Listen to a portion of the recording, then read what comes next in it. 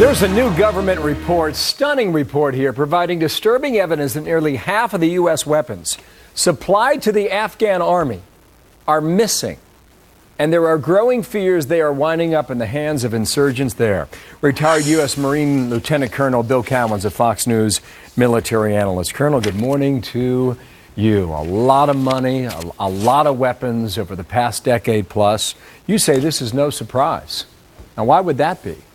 Well, Bill, Bill, we've watched in Afghanistan, there's been attacks by Afghan security people on NATO forces. We know there have been a lot of Afghans that have walked away from their post and deserted to go to the Taliban out of fear of the growth of the Taliban. And so we look at these numbers as we get ready to withdraw all of our forces by the end of this year, or have a security agreement that allows us to keep 10,000 people there. And we find out that in essence, what we're doing is preparing the Taliban for the onslaught they're going to try and have after U.S. and NATO forces are out of there. And it's inconceivable, but a lot of weapons, Bill, out there clearly have gone to the Taliban, and maybe to the Taliban, Pakistani Taliban, you too. don't know. And who knows where else. You don't know where else. All right, here are the numbers we believe. $626 million in firearms into that battle, and more than 40% of those cannot be tracked down. It's unbelievable, Bill. And, it's a clear reminder that Afghanistan is the #1 nation for heroin trafficking across the world. They've got this smuggling down to an absolute art science.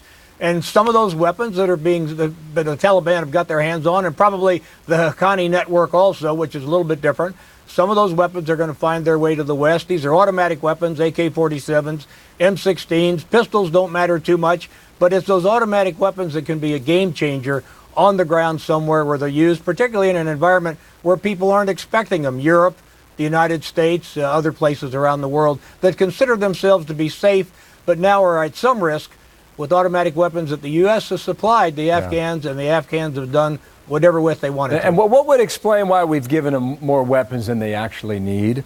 About 100,000 more weapons than they need, automatic weapons? Yeah, that's a great question, Bill. I mean, 747,000 weapons is what we've given them. Pistols, rifles, machine guns, grenade launchers. Those are pretty darn big numbers, and I think somewhere along the line we would have figured out why give them more weapons than they need, not including the fact that they're giving weapons away or they're being stolen or slipped into a smuggling supply chain.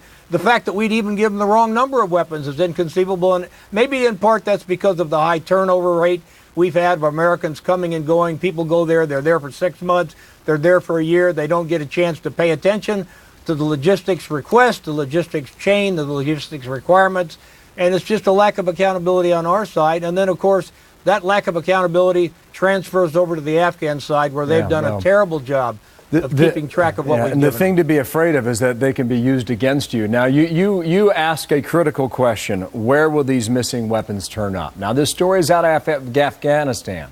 But remember what's happening between Syria and Iraq, and ISIS and the army that's taken over numerous towns in that wide open border. And it's possible that they themselves have taken over an arms depot in Iraq, and taken more of the weapons that we put into that conflict, Colonel.